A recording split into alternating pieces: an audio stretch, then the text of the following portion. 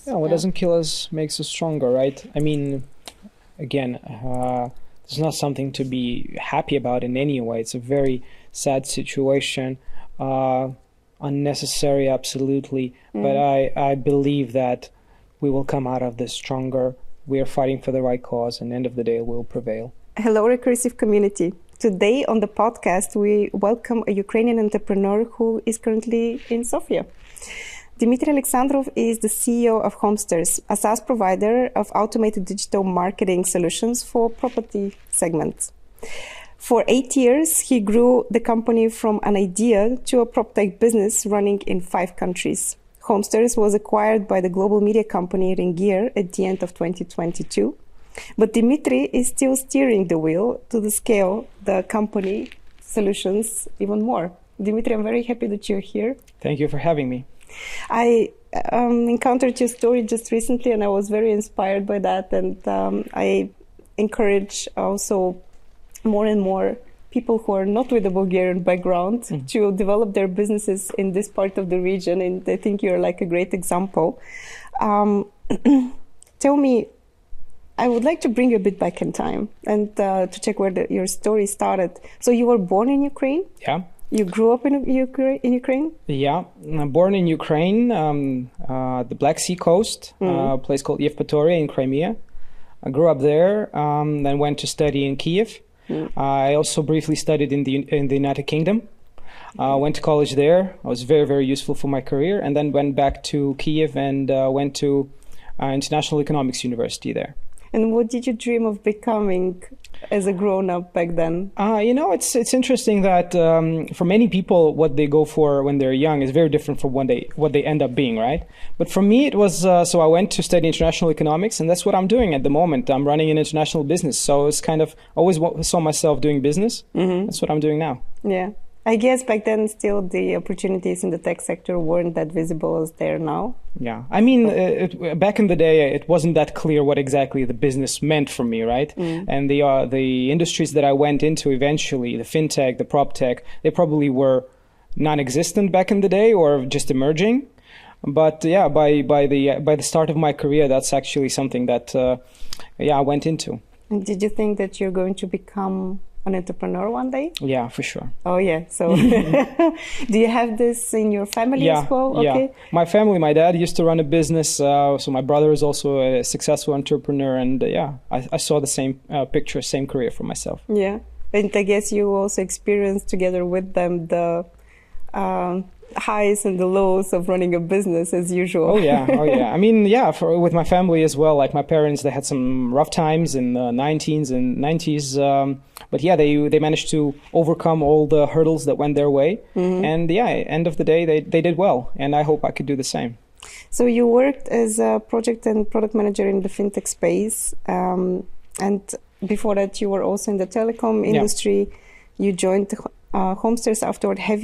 What have been the drivers of your professional journey in between? What did you believe that you would like to reach at some point? Yeah, it's a great question. Actually, I started from marketing. The first few things that I went into were marketing.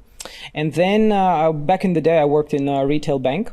And they offered me to try project management because they probably saw me as an active guy who was interested in everything. And they said, how about you try that? And I thought, and it was a very, very good idea for me to do that because a project manager is like, they say it's like a mini CEO because your job is to see different parts of the business and try to combine them together into something that's called a project, right? And that was very, very important to try to understand in every project to get a holistic view of what you're doing, right? As a young guy, I had to deal with things I had no idea about, right? Like, for example, one day we were rebranding Ukraine's largest telecom where I worked called Kyivstar. Another day, back in the fintech, I would do a CRM implementation for all the branches of the bank, right? Which I knew nothing about. Or there's a new legislation coming in and we as an organization have to adapt to that. What do I know about the National Bank's legislation? Nothing. But it's your job as a project manager to gather the people around the table, to understand, to really grind into the problem and to come up with a solution. And that was a very, very helpful experience, which I think really reflected on my further career. I'm wondering now if it's also maybe a question of courage. I think many people are a bit too afraid before jumping into the cold water in an area where they don't know much about. And there are then the others who are, okay, I don't know what is it about, but I'm interested. I'm going to manage somehow. And if I don't manage, then I'll find a different path. Yeah. I wonder if this is innate or is it something that we can learn? From my personal experience, this is very interesting. I never really thought about it. I was just the person, I threw myself in that ocean and then I learned how to swim, right? I'm looking back at this now and I had no idea about the things I was working with. I had to study everything from scratch, right? Like the IT projects, the legislation, whatever I was dealing with. And it really took some courage. But, I saw it as a sort of a knot that you are trying to untie. One string at a time, and then the picture becomes clearer and clearer. And that's what I learned to do, and that's what I'm still doing today, being the CEO of a company. What about your learning process? Have you developed some kind of methodology for yourself on how do you continuously improve your skill set and knowledge base and so on and so forth? Not that I can say something. Let me say that again. Not that I can think of something very specific in terms of learning. I just this way of addressing projects, the way of seeing them as a knot that you have to untie. That's my sort of small mental exercise that I would do. Okay, here's a problem. How can we try to divide it into smaller problems? Yeah. How do we, as we say, eat this elephant by parts, right? Yeah. That's what I would be doing. That's how I would try to grind into complex problems. I like that. Yeah, this is where the problem-solving mindset kicks in. Yeah, I had some, my brother is a consultant. Yeah. And he used to work at McKinsey at some point, and he also helped me a little bit with, this. Let's find the three main things about this problem. What are the top three things that we need to solve? He has a very structured approach, and also helped my thinking a little bit. Mm-hmm. Do you think a detailed view of the things, or more like an overview, like a bird view perspective, is more necessary in such kinds of situations? Yeah, I think really it's about a helicopter view first. Yeah. Right? Because you have to see the full picture first. But then it's about these small nitty-gritty details that you have to dig into every part of that, right? So, okay, we implement a CRM system, how it's going to work, who's going to use it, what exactly this feature mean, et cetera, et cetera. But generally, why are we doing this? What does this bring to our organization, right? Mm-hmm. What are our key KPIs that we should achieve by doing this? Because really often people who are in the process, they miss the big picture, and vice versa. The people who see the big picture, they don't want to get into those small details. And I think the truth is in between. You have to do both. Yeah, I had this, I think, when I was a bit younger. I was very much focused on details. For whatever reason, I really also enjoyed small details. Even when I would read a book, I would just fixate on a certain sentence or a word that kind of, excited me. And developing this kind of bird view or a helicopter view was challenging. I was always inspired, and I admired people who could actually do that. I always felt like I'm flawed in this sense of my nature. In any case, so you mentioned that being a project manager is like a training for becoming a CEO, you're like a mini CEO. Tell us a bit more about your path of to the CEO position. Oh yeah, that's a really great path. So back in 2014, I was working as a project manager for the country's largest telecom. It was a very steady job. I was managing really important things for the company, but one of the people that I worked with in the fintech before, my great colleague and friend and mentor, I can say, Dmitriy Aleksandrov, he had this idea and insight into the Proptech. So he basically saw that there's this huge industry, one of the biggest in the world, if not the biggest, right? The real estate, which is very conservative and doesn't change much. And he said, okay, there's a way that we can, with our energy, with our knowledge of similar industries, try to transform that. And he basically inspired me to leave my steady job, believe his idea on a tissue, and just go join this absolutely non-existent company back then. So let's go and do it. And I was young and foolish enough to try to do that. So you really literally joined at the moment where it was still like an idea on the napkin. Non-existent, yeah. Wow. It's just an idea. And so I joined, and in the beginning I was literally the project manager because there was nothing existed. So we had to come up with work through the idea, the RR, through user pains, through the journey, come up with prototypes, come up with the MVP of a product, obviously get the team on board. And that's how we started. So then a few more people joined us. And we had to find, how we're going to structure ourselves. Obviously, it wasn't very well structured as a corporation. My role was head of innovation, in the sense that I was running everything product and tech related. Okay. Andrew, he joined himself as CEO. We had one more co-founder who was more in charge of the business development. Mm-hmm. And we all worked together in this. And then over time, I was more and more into the operational daily part of the business. So I think by 2018, I became the deputy CEO, and we were by then a much bigger company. I think back in the day, we were already 50-ish people. Okay. We grew quite well. And then by 2021, it became apparent that I was already, running the daily operations of the company, while Andrew, my partner, he was in charge of more investor relation, funding, and strategy. But when we secured what exactly our strategy was and how we're going to execute it, then I just became the CEO because it was a very clear strategy that we had to execute. And I knew the business inside out. Wasn't it for you a bit of a culture clash when you had the whole corporate experience beforehand and a very clear structure, which could be sometimes very restraining and limiting, and then you jump into a new project and you have to create that from the whole structure basically from scratch, and in the beginning nothing is really working. Exactly. No, but I think it's actually a good thing. It was a cultural clash for sure, in the sense that you're coming from a background where everything is steady and everything is clear and there are defined roles into an ocean where anything can be possible and you can do anything and there's no clear rules, etc., etc.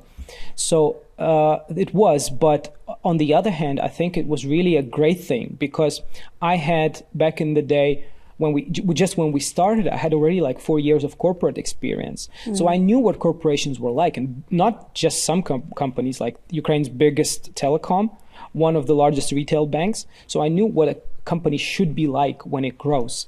And this understanding, it really gives you very important insight how you should grow your company. Obviously, a company of 50 or 100 people is not a company of 5,000 people, but you understand which way it's going. And it was very, very helpful for me. Mm-hmm.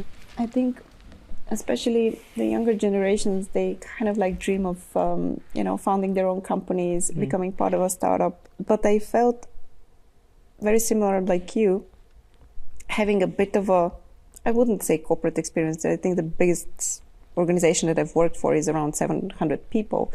But it still gave me a very clear sense of what is it to work in structures, what is it to work also with bigger budgets, because this is it could be also scary in the beginning when you suddenly have to spend the money and the resources, especially for marketing, on a bigger scale. So when I then joined a startup company, I was like, okay, this is what we can actually improve in order for us to be more efficient. But the next challenge were the other members of the team who were, but we're a startup. We want to keep that culture. We don't want to be, we don't want to have so many processes. We don't want to use so many rules and so on and so forth. I would argue that in some way this is actually inevitable, that there is no way to run a company of 100 people the same way as you run a company of 5 people. Right? Because it just turns into uncontrollable chaos, right? And it's actually great when you're very flexible and agile, when you're small, but I don't think there's a way to keep being that, having no processes and no structure when you're growing. You mentioned that Andrei was in a way also your mentor. Yeah. Can you share a bit more about the relationship you had with him? What did you learn? How did he shape your career path afterwards? Yeah, I mean, we were good friends, and he always tried to think of my career maybe almost as his own. What would he do? Yeah. I, on the other hand, always try to prove my value and really, work my ass off. Sorry for saying that. For our joint goals. And yeah, he was really helping me. Okay, would this decision make sense for you in the short term, in the midterm, in the long term? And that was very, very beneficial. And still to the day, we're very good friends. And although he himself has exited the company, but he is still a very good friend of mine. We just met each other recently in Asia. And yeah, this is one of the relationship for the life, for the future. Some people would say that, starting your own company with friends is kind of a risky endeavor because the friendship might get lost. Yeah. I guess you have experienced it in a different way. Do you have a secret? How do you keep the friendship out of the business? Well, maybe keep things a bit separate, right? There's the business side of the things and there's the personal side of the things. We were lucky in this regard, but yeah. Maybe to all other things, all other people, I have to say, think twice before doing business with your close friends. Definitely, yeah. I couldn't agree more. It always felt to me a bit more like a marriage, because it is not, a relationship that you can easily go out from. Yeah. And it is also a relationship where there should be space for all the parties to grow and to develop. Yeah. And pursue their own vision of themselves. Yeah, exactly. Let's not forget that very often, especially in startups, we spend more time with our colleagues than with our families, right? Isn't that, Yeah, it's mind-blowing in a way. Mind-blowing, yeah. But it is what it is. I think there are many founders who are actually spending more time with their co-founders than with their kids. Tell us about the real estate industry back then. What prompted you to innovate in this space? What kind of problem did you see? Where was the knot? Yeah, it's a very interesting question because actually, as most startups, we pivoted quite a few times. Yeah, our first idea and what we were trying to solve is we wanted to solve the way people buy real estate abroad. So that was the initial idea of Homsters.com, and we quickly learned that this is a very complicated problem to solve, and we were not able to solve that. And then we pivoted. So another problem that we saw was the market of new constructions. If I'm looking for a primary housing, then in most markets, back in 2014, 2015, there was no place for me to go and compare all offers from all the developers. Yeah, especially in the emerging markets where we know up to 70% of buyers want to buy in the new homes, new developments from developers, right? Okay.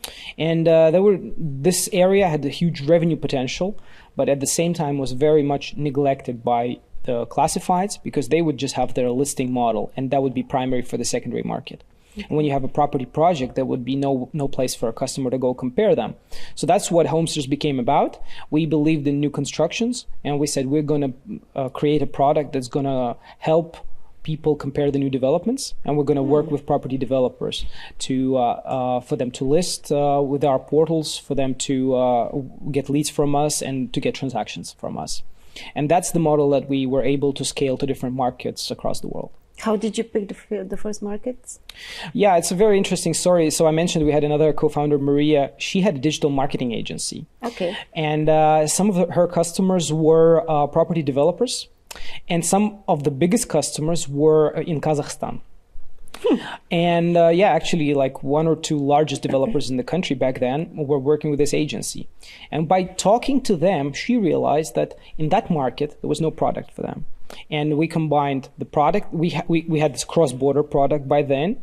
We had our team already in place. And we had this thought that, okay, we have relationships with developers and there's no product. So how about we create a product there? And that's when we went for Kazakhstan. And then majority of our story, we've built all products in Kazakhstan, despite all of us not being people from Kazakhstan. So we had to set up the team there. We had to set up an office, everything from scratch, which we did from 2015. And by the way, today we're one of the largest companies in that regard in Kazakhstan today. And then out of there, we managed to scale this internationally to European countries. Yeah, so that's a very unusual path of people in Ukraine doing a business in Kazakhstan and then scaling it to Europe, back to Europe. But that's, we never look for easy ways, our company, no. I guess you just, an opportunity revealed and you were smart enough to grasp it. Exactly. Right? That's what happened. So we saw this opportunity and we went for that market. And then we were able to find partners in different European markets and scale our business there. So in the end, it turned out to be to work out quite well. Mm-hmm.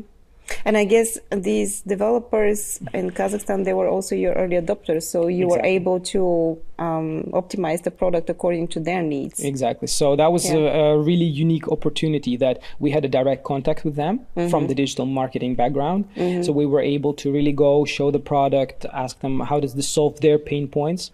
And that was a unique advantage that we were able then to scale. And even today, if you ask us, I think this is one of the strongest traits that we have, that we have excellent relationships with property developers in every market where we work, and they are our number one providers of feedback. Oh, okay. Wow. Yeah. Interesting. And in how many countries are you present at this point? Yeah, today we are present in 4 countries. So we work in Kazakhstan, we work in Europe, in Switzerland, we work in Poland, we work in Serbia, close here. Yeah. Okay. And I can say at the moment we are talking about 2 or 3 more markets. Aren't these very different? Switzerland is very specific, especially when it comes to real estate. Yeah. Also quite expensive from what I hear. Yeah. So how do you make a product applicable for such different markets, or it doesn't matter? No, it does matter. The way people search real estate in different countries and the way people buy real estate in different countries is very different. There's no one global platform for search of real estate. And that's why, because the way people search is different, right? So what we spent the last 7-8 years on is trying to customize our platform in a way that it would be applicable for these different needs in these different markets. So the core product is the same because it's a property project. It has this inventory. You can send leads. So main components are the same, but then you can adjust it in different ways to different markets. Well, just a few examples. So in Kazakhstan, people look for real estate by naming addresses as intersections of the streets. Right? Okay. That's how they understand. Oh, it's intersection between those 2 streets. Okay, that's one thing, right? Let's say in Poland or in Serbia, there can be different things. And that's what our platform can do. We can actually take the core and then add 10-20% of local features that would make the product feel local. But then again, I guess the scalability is limited by the same challenges as for all the companies which are operating in Europe. You always have to have like a localized perspective on how you can roll out your product there, how you can go to market there. Yeah, exactly. So at first we thought, we were young and foolish, and we thought we're gonna conquer the world all by ourselves. The 4 active markets and more coming up at the moment, it's not everything that we've had. We've had some failed stories as well.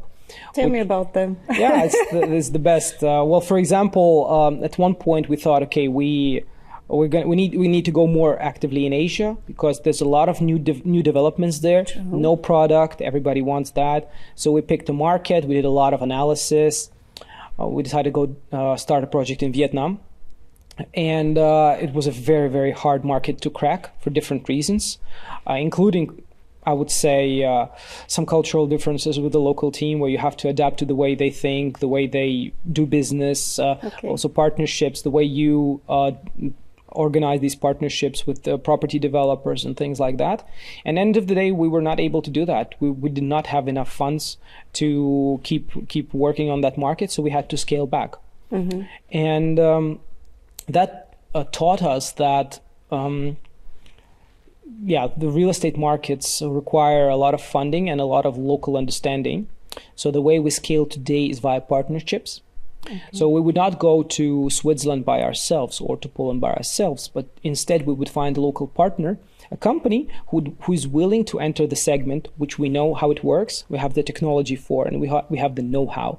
So basically we give them the tech, we give them the playbook, and we partner to to create a leader in new dev segment in their country. I think often, especially in the B2B business space, the partner channel is very underestimated, I think a lot of startup founders believe that their product will be so good that everyone would be actually ready to buy it. But the human part of doing business, the relationship part of doing business is very often underestimated. And this is what you can actually gain from partnership. Exactly. Yeah. So important and so underestimated. It's not just about having the best product. It's about having the relationship, the B2B part, right? It's about understanding the local market. It's about, knowing the local language perfectly well, end of the day, right? Even that. And those things are very, very important. And that's that's what we learned the hard way. Yeah. By first trying to do it all ourselves. Yeah. But we were, flexible enough to adjust. And now we work with partners. And it's also very important to find the right partner. But when you do, things work magic. Tell me about what you've learned from scaling back, saying then that's the end to something that is not working. I think that's another challenging thing for all of us, actually, when you invest so much time and energy and resources into a project and you're starting to see the signs that it's not going into the direction that you're supposed to, you imagined it. Yeah. How do you, first of all, make the decision that you have to scale back? When is it too early? When is it too late? How did you know? Yeah. Well, I agree with you that it's a very tough part of running business because you always want to believe that everything will work out, but some things just don't work out. And for different reasons, you just have to make those decisions.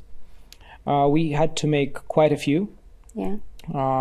Different phases of our company. As I said, we had to scale back the international expansion of cross-border model. It was too complicated for us to crack. We had to scale back from certain countries. It was too hard for us to crack. End of the day, you as a startup or you as a company, you have limited resource. So you should really reevaluate like every month. Like, is doing this the right thing? Should I still be doing this? Or maybe I should stop doing this? Should I spend my resources, my limited resources elsewhere? And this is what we did as a team.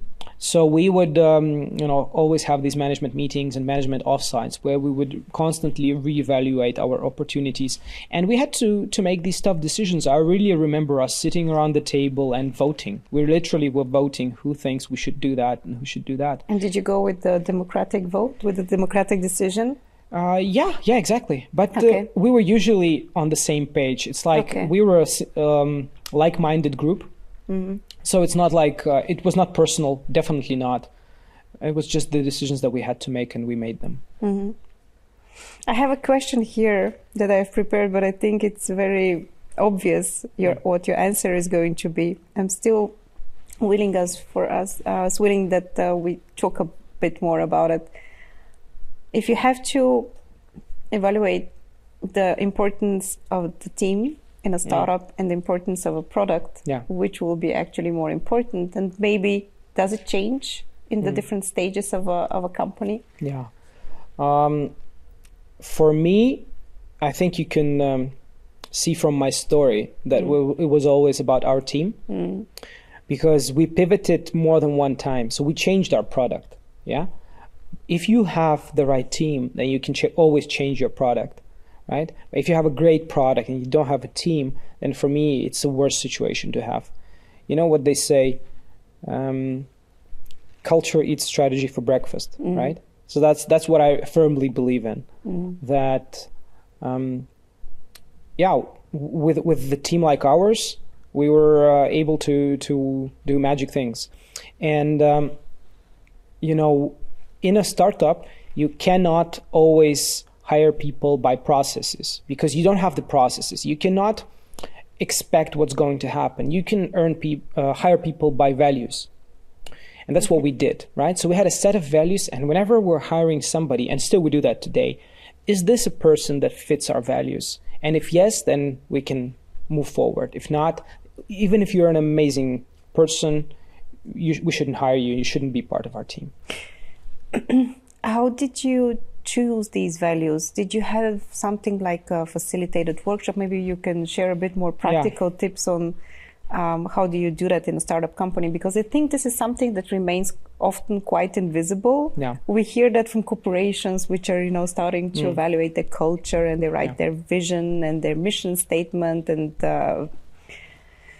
employer value propositions. But actually, this is too late. I believe that because culture is so critical for the development of the organization, it needs to be set or at least made a bit more visible already in the beginning. Yeah. So one of the first things we did when we already had a core team in place for our company is we went on a management offsite and we decided on a few things. Like first, there was a methodology called the Gazelles. It was suggested and was ran in the bank where I used to work before by our founder, Greg Krasnov, who suggested that basically you are trying to define top-down what your company is about, what is it's called big hairy goal. Big hairy goal. Yeah. What is your playground? Where are you playing? And then one of the key things is what are your values? So it's very interesting that despite the fact that we pivoted a few times, our playground remained the same and our big hairy goal remained the same. It was to transform the residential real estate market, right? Which we did. And one of the things was to define values. So I really remember that we sat around a flip chart and basically we thought, what is the kind of a person that we want in our organization? And we said, okay, it's a person that has drive. It has a person that is supporting in the sense that like willing to cooperate with the colleagues. It's a person that is very communicative. So we're going to talk smart to each other. So a person that is problem solving because of, there are going to be complex products and problems that we're going to encounter. And we're going to need the people who are willing and are capable of solving them. So we created this list of values and we would always stick to them. And still to this day, they are the same because the company changes, the product changes, but your values remain the same, at least in my view. I cannot agree more. I do believe that a company can change its product so many times and innovate and also grow the business in different directions, but the brand, because I'm a marketing person, the core values and probably also the mission, they remain the same. Yeah, the vision might change at some point, but the mission remains the same. I don't know much about your industry, but I would expect that the pandemic had actually a rather positive effect on what's happening there. Now we are experiencing in Europe also, and not only in Europe, in the Western world, an economic downturn. Yeah. How does it play on the Proptech industry, and how are you reacting to the current developments as a business to that? Yeah, as a whole, to start with COVID, COVID had, I think, a generally positive impact on our industry. I mean, in the short run, of course, it had a negative impact because there was less construction, less sales. People were not actively buying properties. But then when it ended, everybody realized that digital is the way. So if, let's say, 10 years ago, almost nobody would buy real estate online. At the moment, it's much more acceptable for the people to do that. So that's one of the things that changed for us. So the adoption curves of different innovations in our segment really was speeding up. Yeah, it's picking up after COVID. So that's one thing. And the economic downturn, it also has its effect. I mean, we can see in different parts of the world, especially, let's say, in Europe, where 2021, it was a year of, it's a buyer market. Yeah. I'm sorry. It was a seller market in the sense that I, as a seller, I, as a real estate developer, can sell whatever I build in 6 months. I don't have to worry about marketing. People are just going to buy it, Wow. Yeah, it was like that. Like because of the low interest rates? Low interest rates, exactly. High economic growth, people were just buying real estate. Just one example, we have partners also, part of Ringier in Slovakia. They were telling me that there are waiting lists for new developments. So if I'm a new development, if I want to launch a new project, there's like already a waiting list of a few thousand people who would buy whatever I build, right?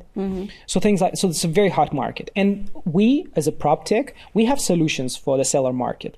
And then now it's shifting for the buyer market in the sense that I, as a buyer, can choose, because there's a lot of supply, and I would choose what I go for. And we, as a Proptech, also need to have solutions for this kind of market. And we have both. So and we should have both. So we should adapt our value proposition for that. But end of the day, I think Proptech and digital will win in the sense that it's the most efficient channel of marketing for example, for developers, but also for the property agents. So end of the day, it's going to win and it's going to grow. I believe that. And what do you think is going to be the effect of adoption of AI in Proptech? Yeah, we already see a few things happening in that regard. One is, of course, the matching algorithms, which are the big part of what the property portals do. It's basically they're matching you with the properties that you would like. I think they will become more and more sophisticated, and they will become more and more accurate. Today, they're still in the sense of, you go and you run 50 filters and then let's see what happens. But over time, it's going to be more and more personalized and more adaptable to your actual search request. And I think the conversational interfaces that are now appearing, they're going to be also more and more prominent in our industry, like the likes of ChatGPT and other services of this kind. I think they're going to be more and more active. The way I see it is in 5 or 10 years' time, it's going to be, instead of going to a property portal, you would just ask a robot, like, find me two properties or 5 properties that I'll select from 1 hour drive from Rome, near the seaside, where there's a kindergarten nearby. And that's what's going to happen. And then you like it? Okay, book me a viewing or connect me to the agent. That's what's going to happen. But don't you think that we're moving also a bit more to a shared economy where we wouldn't be buying that much, but of course we would be using it, but in a totally different model? Oh, that's for sure. That's for sure. I mean, I've described an example. It does not have to be buy, right? It can be rent or co-own or share or everything. I think we are moving in that direction. I think it's going to continue. But there's another trend, which is what COVID really impacted, is some of the people were still saying, okay, I need my own home. To stay in. So I think the concept of ownership is still going to remain, of course. But the trend for sharing is also going to be quite massive. When you pick a new market, do you look at the rates of ownership over real estate? Not that much, because we also have solutions for rentals. Okay. So we could play in the both segments. I was more thinking about the sharing economy and the ownership concept from another perspective, like more and more ideas of fractional ownership are emerging. That's another big aspect related to that. That's going to be, I think, in the next 5-10 years, this will be reimagined in the sense that you don't have to own 100% of a property that you live in or you rent out, etc., etc. And it's already happening. Like last 2-3 years, that a lot of startups already doing that. I think many other things are happening as well, because property ownership is very close to the life cycle of a person. So you go through the different stages of your life, and in certain stages you would need different kind of properties as well. Absolutely. Just like we moved to the so-called serial monogamy, where for a different stage of life you would probably be more fitting with a different kind of partner. I'm not going to comment on that. My wife is not going to like that. I think it's going to be pretty similar with the properties.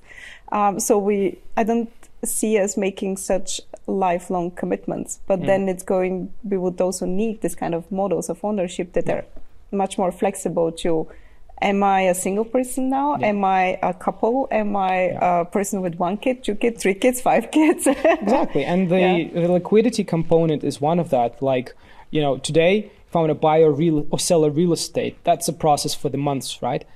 Like, and do I really need all this time to spend all this time and all this effort to buy or sell a real estate? How about I buy 5% of an apartment in Sofia today and 10% of an apartment in Rio tomorrow, right? That would be cool. Yeah, especially also for vacation rental, property. Yeah.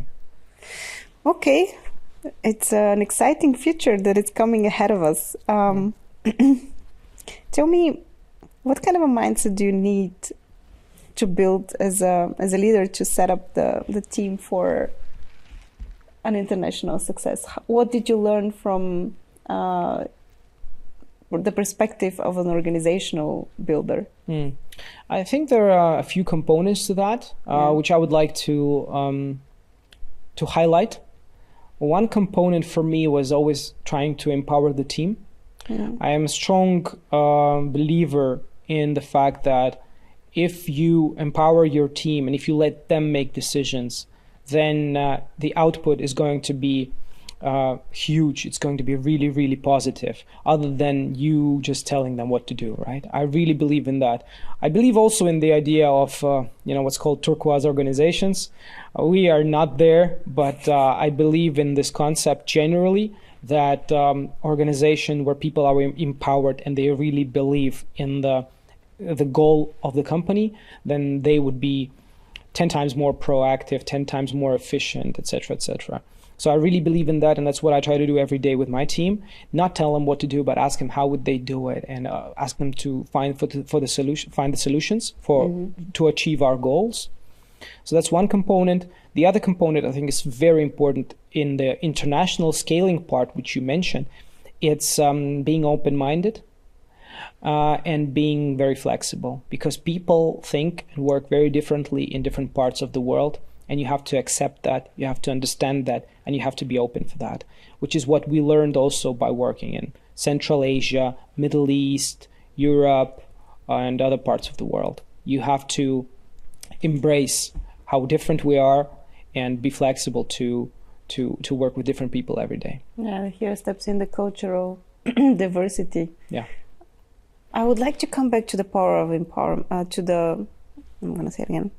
I would like to come back to your point about empowering people. Yeah. I think it's a very, it sounds great, but actually it is a very difficult task, because you're stepping a bit into the role of the coach, of the psychotherapist. You have to understand what are the challenges that the person on the other side is facing, which are the fears, what is actually keeping them from unfolding their full potential. And this is not always very visible. Yeah, it's true. Yeah? Especially for people who would like to keep their image as successful, as problem solvers, as, performing. They hide their fears very well.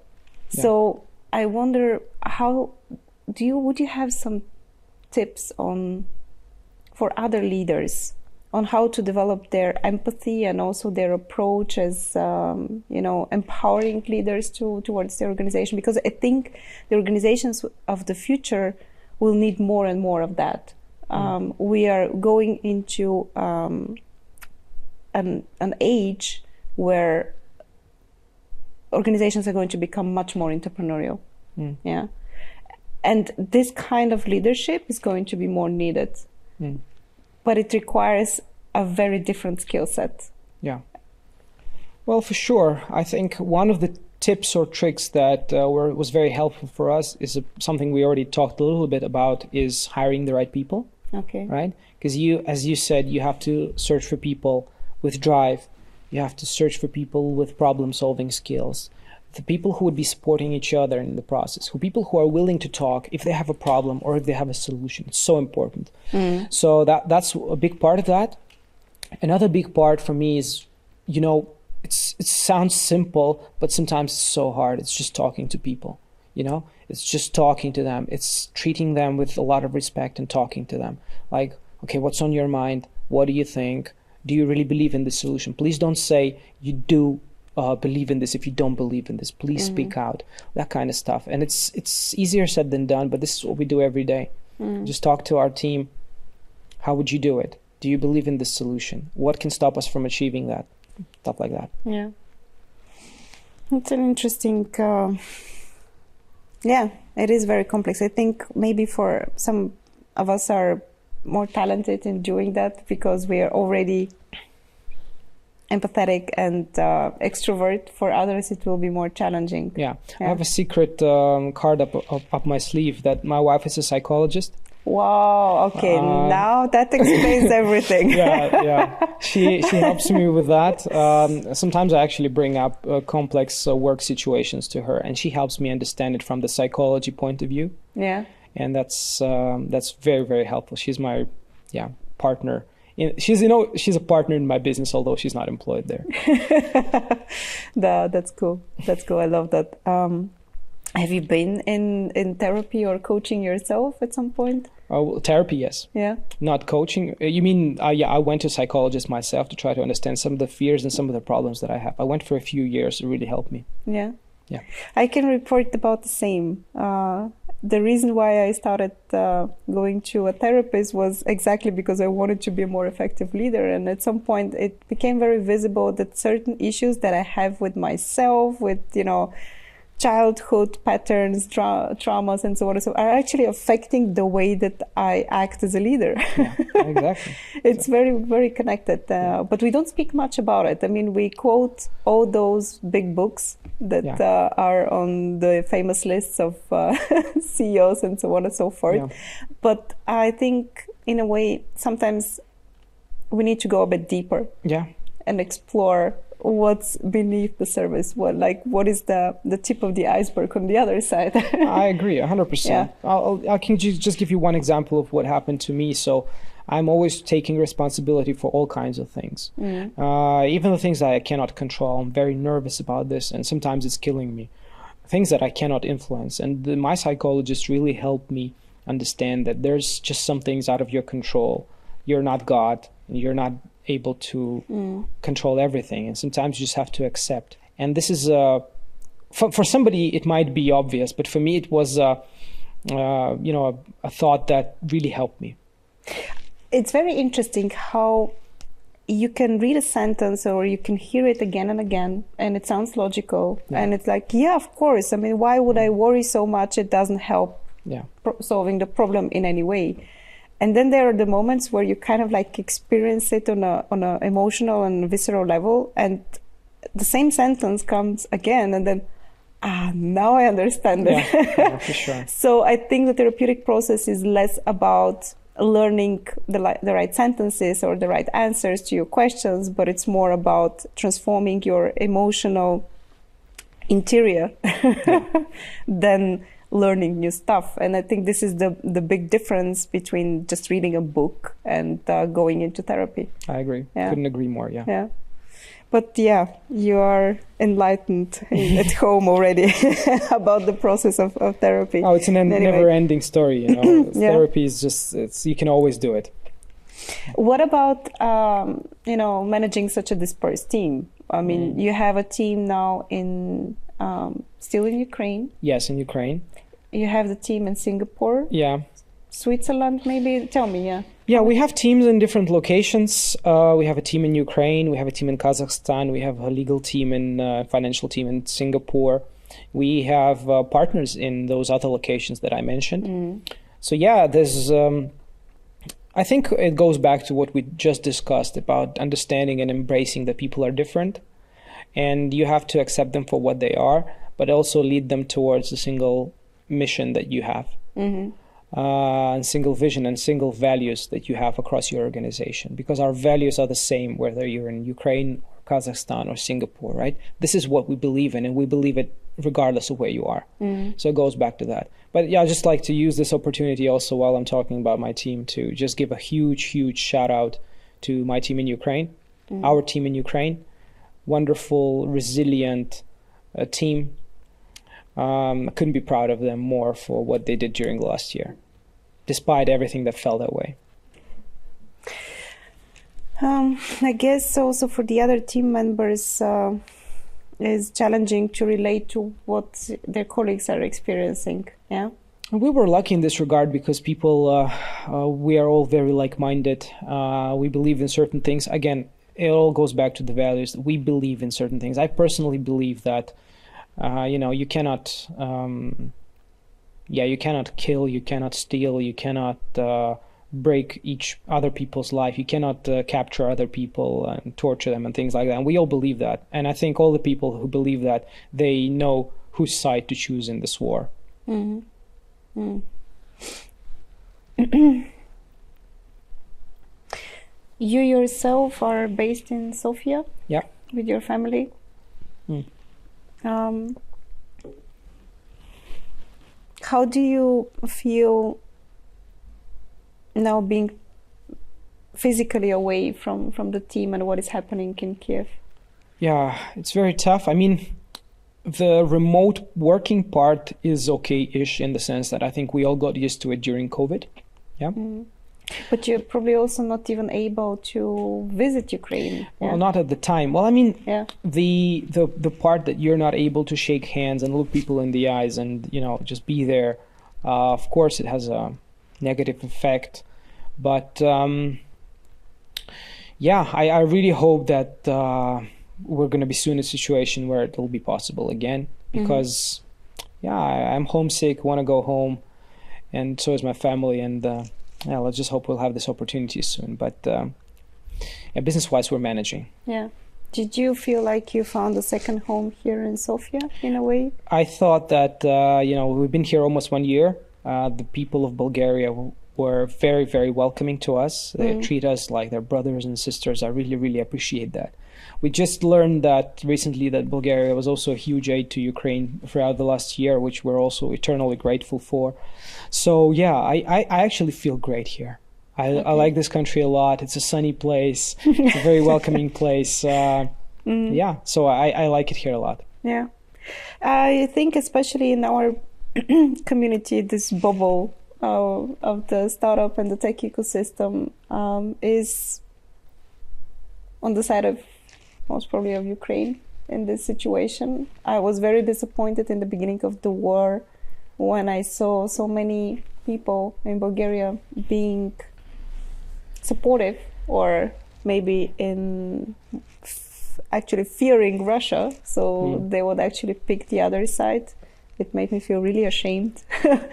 So when I read about the government at some point, sending support to Ukraine, it felt like, okay, now I'm in a way proud to be like that. And I hope that you're not feeling unwelcome by this other part of the society, which is still kind of like, I think they're just afraid of Russia. I cannot comment on the minds of certain people. I can say from my personal experience and the experience of our family that we were very welcome here. The people here in Sofia and in other cities of Bulgaria were supporting us with open hands and warm hearts. And I really believe that people really understand what's going on, and they will support the right side. I think, people with the correct values will know who's right. Yeah. In any case, I would like almost to encourage you to maybe explore while you're here the market in Bulgaria for Homsters, because I think that we really need it. Yeah. Maybe I just want to say a few words also. I met here really great people from the business community. Yes. Georgi Pavlov himself, who is the founder of Proptech BG. He was the one who connected us. Thank you, Georgi, for making the introduction. Yeah. And I got via him to meet the wonderful Proptech community here, and also entrepreneurs from other industries. And I was very pleasantly amazed by the vibrant, young, creative community of startuppers here. There are people creating great projects. I got to meet some of them personally, discuss. Some people reached out to me saying, okay, how would you do this? How should I do that? So they're very open-minded. They're very creative. So I think there's a lot of things going on here, which I did not see from the outside. Okay. And I have to give very big respects and kudos to the local community. And I just really hope that more companies like this will emerge and really drive forward the Bulgarian scene and the Bulgarian economy. I think in the end, it is about how strong is your community when you want to develop as an innovation hub, as a startup hub, because this knowledge sharing that is happening between the different founders, especially because there will be some which are in the beginning of their journey, they're going to be first-time founders. Now you have gone through the full cycle of the company, so you were part of the beginning, where it was all just an idea on a napkin. Now you exited the company. You're now in the process where you have to plan the next steps of going even more international and conquering even more markets. So I think this kind of experience is something that could be very valuable for others which are a bit earlier in the stage. Yeah. So absolutely. Thank you for also being part now of this community and sharing your knowledge. I think, at the Recursive, and why we called it the Recursive, we believe that stories shape stories. So I think the success story of one person could be the beginning of the success story of another, because it is about inspiration, it is about knowledge sharing, it is about role models in a way as well. So having you here in this kind of role, it's amazing. Thank you for saying all these things. Maybe again another difficult topic, but how is the current situation now affecting the Ukrainian startup community? I guess you're much more dispersed than before. How do you remain cohesive? How do you, keep the ties and the relationships which are needed for the reasons that we just discussed? Yeah, I think the people of Ukraine, I always knew that they're special and they're amazing. But now in this last year, which was a full-scale war, I got to believe that really, really firmly how special and amazing they are. And that goes to ordinary people, of course, to the people who protect us every day on the front lines, but also to the business community, right? Because people were so creative. They had to adapt so much and they had to change so much. And then, we're alive and kicking 1 year in. Who would have thought, right? It's David versus Goliath. Who would have thought? You're an inspiration, I think, for the whole world. I mean, you're really tough guys and girls, by the way. The business community is a very important part of that. I think, first of all, every Ukrainian business, every Ukrainian person actually helps our cause, supports the army, supports our effort generally. And the businesses, they were so adaptive. Like, for example, there's businesses, I'll just name one. There's a business I know that is a drone manufacturer. Well, not a manufacturer, they're a drone company. They're importing and managing drones for a lot of, usually for the agriculture. Okay. Now they're doing it for military, right? There's guys who are, IT communities. What can we do? Okay, let's go hack, right? Or let's go create code software for the military, Miltech, and all kinds of things. And that's how quickly and promptly we can adjust and run for the common cause, So generally, I think we endured. We keep pushing. Of course, last year in terms of the economic growth was very hard, but I firmly believe that this year and the years onwards we'll see a positive growth, and maybe we will even in some ways be stronger as a country and as economy than we were before. I think going through a crisis sometimes can be very strengthening. Also a community and a relationship. A crisis is always, again, a chance. So when you pass through that, you look back and then you're thinking, and these are the people that I went through this kind of, difficulty. Yeah. I always feel closer to those people afterwards. Maybe not always during the crisis, because a crisis is such a chaos and emotions erupt, and you might feel like you are really, really pissed at someone. this is life. I cannot relate to what you're experiencing at all, so I'm not going to mix it up.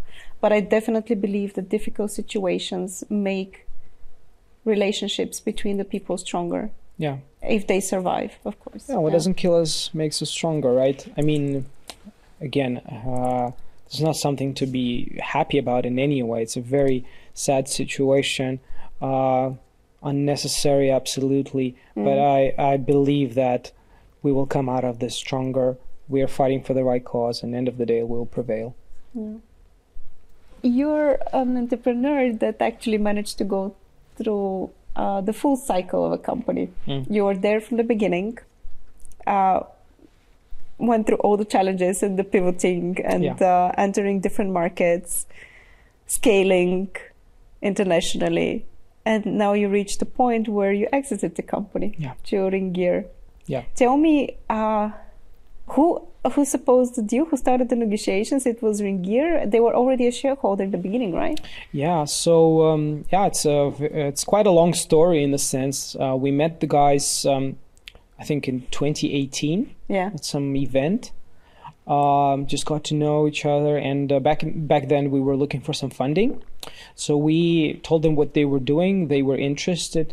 I think they first visited us in like beginning of 2019 to Kyiv. We had the first deal when they became members of the board, and they had a minority stake in 2019. Yeah. And then after that, they were very, very supportive of us. They really helped us grow. They helped us enter a few markets. Some of the markets where we work today are actually co-owned by them, which is a very big help. Wow. Okay. And I think throughout the years, they basically saw what we are capable of. We were able to prove them who we are, how we work, what kind of values we have, going back to that. And that's why they made a decision in 2022 to purchase the company. When the war started, I was actually in Zurich having meetings with them about our progress. Yeah. And that's when they made a decision, despite the war, despite the uncertainty, to purchase the company. And we are very, very grateful to them for that. And now at the moment, we will work together to scale our solution. Ringier is actually active today in 18 countries. Yeah. Not everywhere in the property business, but that opens a lot of doors for us. So at the moment, we are actively working on a few more markets to try to implement our solutions there. So the last year, February, for you was actually a very emotional month. It was the beginning of the war, and it was the moment where you understood that you're going to exit the company. Wow. Last year, 2022, was without a doubt the hardest year of the lives of a lot of Ukrainians, including myself, both professionally and personally. On the professional level, yes, we agreed that the company will be purchased. But on the other hand, we had to take care of business continuity, of the safety of our employees, and all kinds of things you never really think about unless you're in a situation like that. So that was a lot of challenges.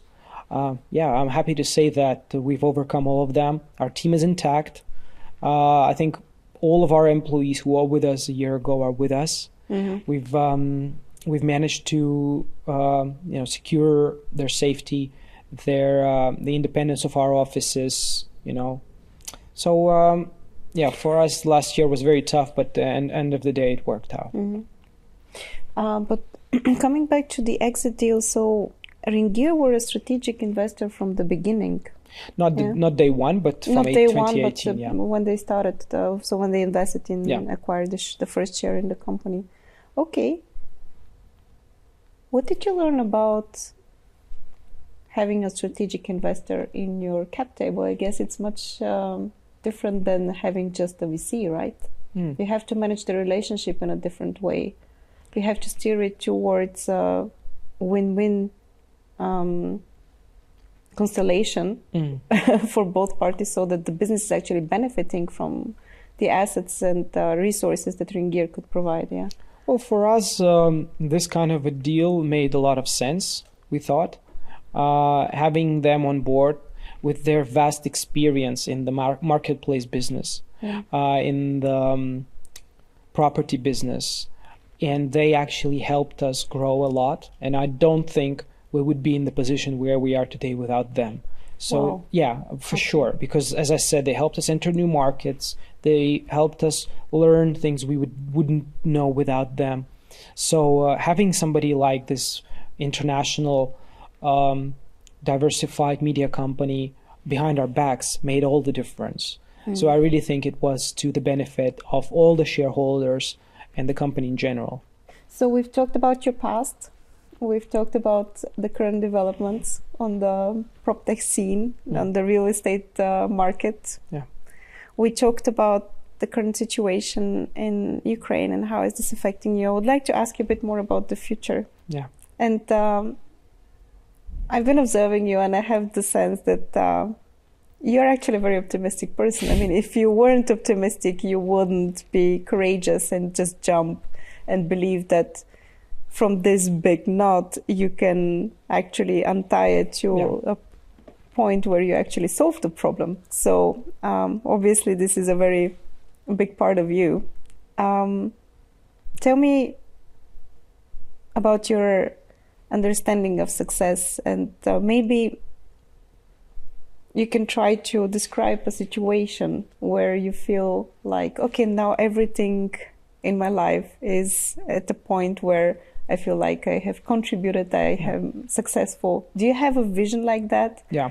I don't know, sitting in front of a fireplace with a cigar and thinking certain things, or how would you experience that? I don't see the future in the sense of a picture of like, okay, this is it. I've done everything. I think it's a bit more about the process. I'm really committed to making an impact, and that's why I wake up every day. You know, I really believe that what we have built and what we're going to build in the future is making a positive impact on the lives of people. And I want this impact to grow. You know, one of the best things in my career so far was when we had we received some videos from the people who would buy apartments through our transactional model. So we would help people find and buy the home of their dreams, and they would send us back the video of their family moving in. Oh.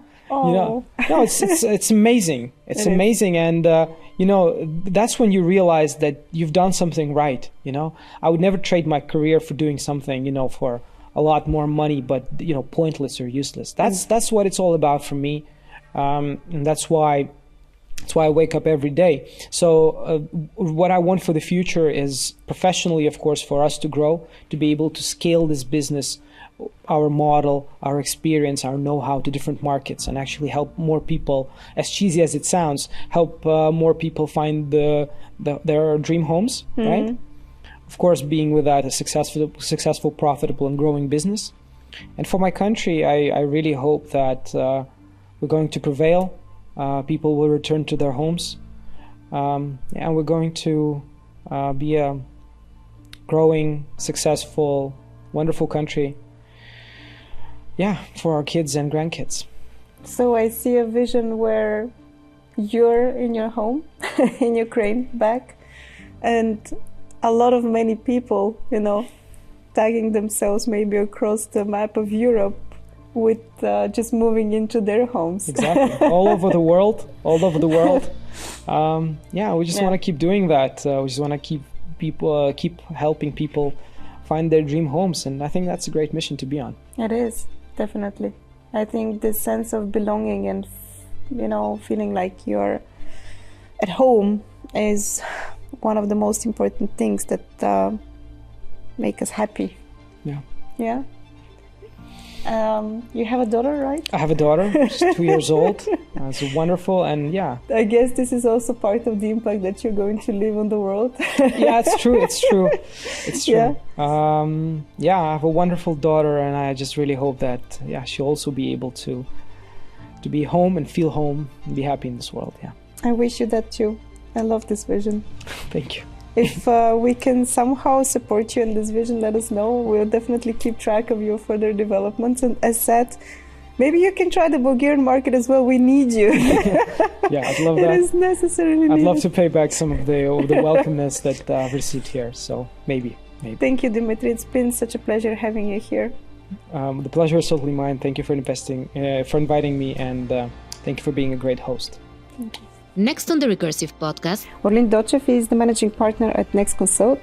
I would say that we are quite good. I mean, we are the preferred partner. So we want to be to have the critical mass of being a big company, exporting top knowledge abroad, based on top vendors, and we can be successful all over the world. But it's a very expensive exercise. I mean, opening offices here and there, hiring people here and there.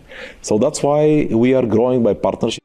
And if you are just as passionate about innovation as we are, hit subscribe for the Recursive podcast on YouTube or your favorite podcast platform. We're everywhere.